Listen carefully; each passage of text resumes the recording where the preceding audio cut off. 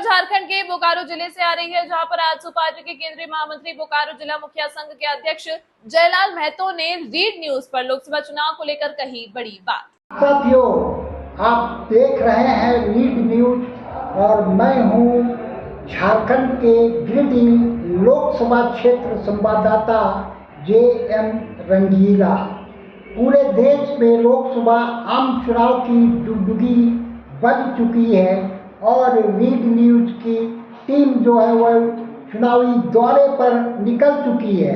तो आइए इसी क्रम में आज हम बोकारो जिले के नवाडीह प्रखंड के गुंजरडीह पंचायत में पहुंचे हैं, जहां गुंजरडीह पंचायत के मुखिया सह बोकारो जिला मुखिया संघ के अध्यक्ष तथा आजसू पार्टी के केंद्रीय महासचिव जयलाल महतो जी से एक बातचीत करते हैं। तो जयलाल जी, चूँकि गिरिडीह लोकसभा क्षेत्र में चुनाव 25 मई को है और अभी तक NDA गठबंधन, इंडिया गठबंधन और एक नवगठित पार्टी झारखंड लोकतांत्रिक क्रांतिकारी मोर्चा, तीनों के प्रत्याशी मैदान में आ चुके हैं।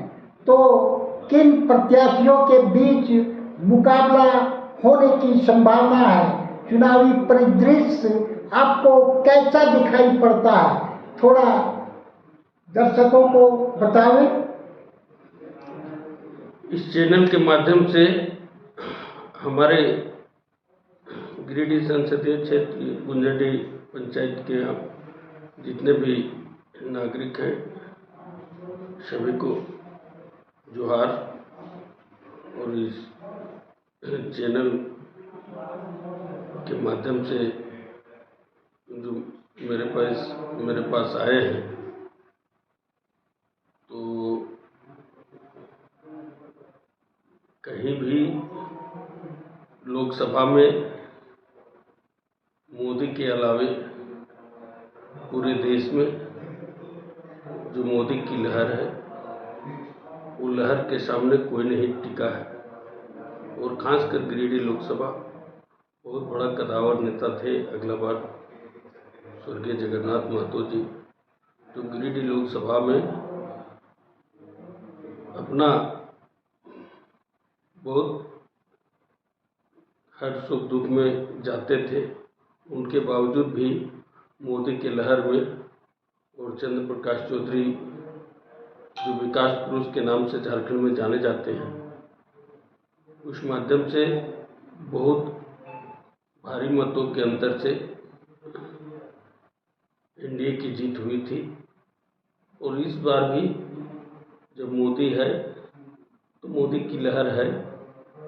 उसके बाद अपने अपने तीनों के प्रयास में जो मेहनत करेगा उसका कुछ कहा नहीं जा सकता है, लेकिन मोदी का लहर आपका है।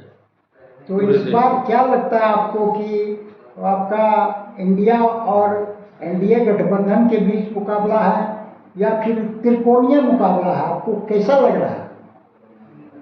मुकाबला तो सिर्फ मोदी के हवा में NDA के चंद्र प्रकाश चौधरी, उनके जितने नौजवान कार्यकर्तागण हैं, सब अभी से ही लग गए हैं चुनाव में। तो निश्चित तौर पर सुदेश जी हैं इस पार्टी के मुख्य, तो उनके नेतृत्व में सभी, खास करके सभी वर्ग के लोग, सभी जाति के लोगों के बीच उनका एगो प्यार और चेहरा बना हुआ है। नहीं, हम ये जानना चाहते थे कि सेकेंड स्थान या किनके साथ आपका मुकाबला होने की संभावना है? जयराम महतो के साथ या फिर इंडिया गठबंधन के मथुरा प्रसाद महतो के साथ? किसके साथ आपको लगता है कि आपके दल का मुकाबला होगा? निश्चित तौर पर इसमें स्पष्ट दिख रहा है, कहीं नहीं है। अभी मान लीजिए इंडिया का कुछ वोट है, NDA का वोट है, लेकिन तीसरा दल है वो अभी 0 से स्टार्ट कर रहा है, तो अभी उसका कोई मायने नहीं है। कभी कहीं चुनाव लड़ा नहीं है तो आकलन करना बेवजह है। इसलिए इंडिया और NDA में ही मुकाबला है। तो बहुत सारे लोग आरोप लगाते हैं कि चंद्र प्रकाश चौधरी जी ने 5 साल कोई काम नहीं किया है। ऐसा लोग क्षेत्र में बोलते हैं। तो क्या क्या उन्होंने काम किया है, क्या उनकी उपलब्धि है, थोड़ा यह भी हमारे दर्शकों को बताएं। राजनीतिक करना अलग चीज़ है। कोई भी व्यक्ति राजनीतिक करके निकल जाते हैं, बोल के निकल जाते हैं, लेकिन उसको ज़रा देखना चाहिए। जो भी क्षेत्र है, जिस क्षेत्र से हम लोग बिलोंग करते हैं, झारखंड से बिलोंग करते हैं, झारखंड में जितना विधायक का फंड होता है उससे एक विधानसभा देखता है, और लोकसभा में जो संसद होता है पूरे लोकसभा को देखना है। 5 करोड़ में पूरा लोकसभा को देखना है, और विधायक लोग 7 करोड़ में सिर्फ विधानसभा को देखना है। 7 या 5 जो मिलता है सिर्फ विधानसभा को देखना है। लेकिन इसी से अनुमान लगा लीजिए कि उनको जानकारी नहीं, संसदीय क्षेत्र जो है बहुत बड़ी है, और उसके बाद आपको जितना भी मिला संसदीय क्षेत्र कार्य करने के लिए, निपुरवा आपको अपने संसदीय क्षेत्र में ही खर्चा करना है। अगर संसदीय क्षेत्र में खर्च ना करके अगर कहीं दूसरा जगह खर्च किया है तो बतावे विरोधी।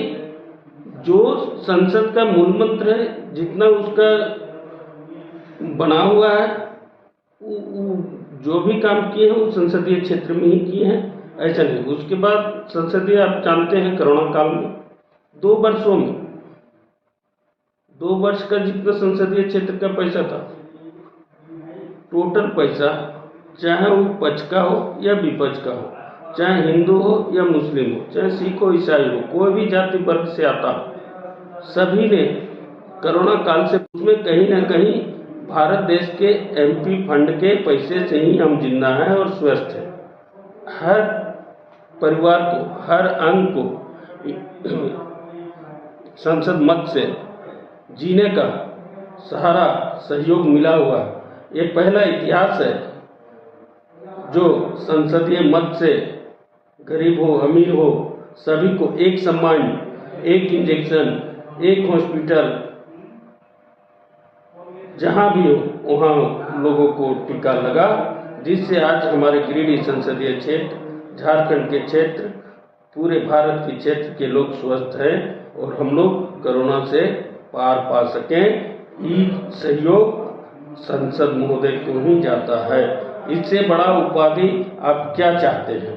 आज यही सरकार थी। हम आपसे बीच में ये कहना चाहेंगे कि हमारा इलाका जो है वो चाहे बेरमो इलाका हो या फिर बागमारा इलाका हो, विस्थापन एक गंभीर समस्या रही है। तो विस्थापन को लेकर के हमारे सांसद जी ने कोई महत्वपूर्ण काम किए हैं, कोई उपलब्धि है क्या?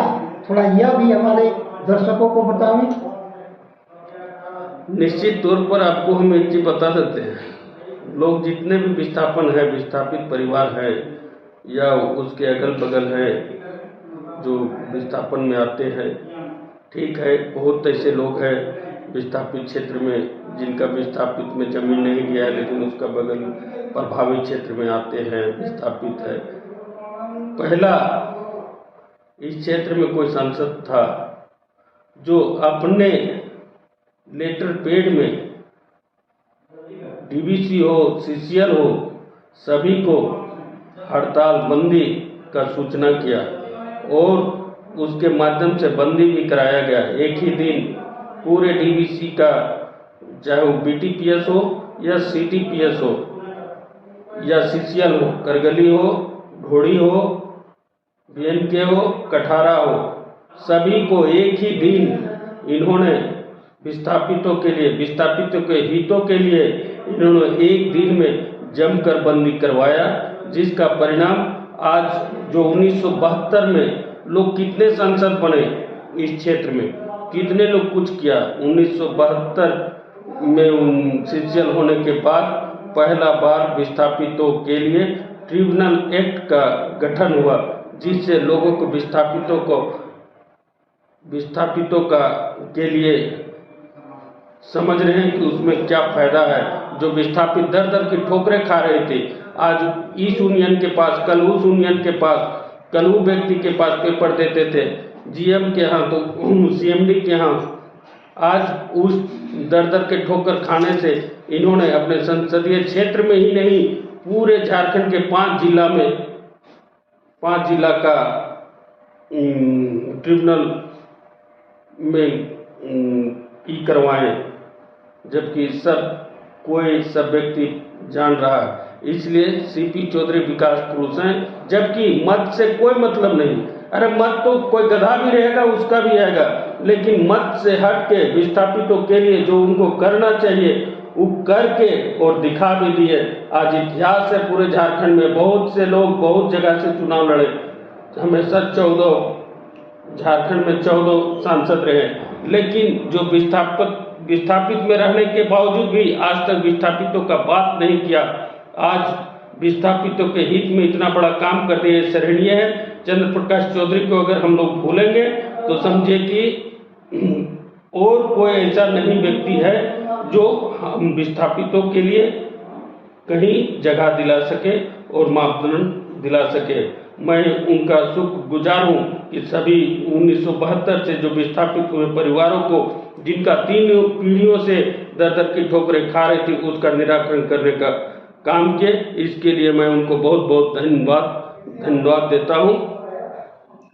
हाँ, तो मित्रों, आपने जयलाल महतो जी के विचारों को सुना। इनका मानना है कि विस्थापितों के लिए विस्थापन ट्रिब्यूनल का गठन होना चंद्र प्रकाश चौधरी के लिए सबसे बड़ी और इस लोकसभा क्षेत्र के लिए सबसे बड़ी उपलब्धि माना जाएगा।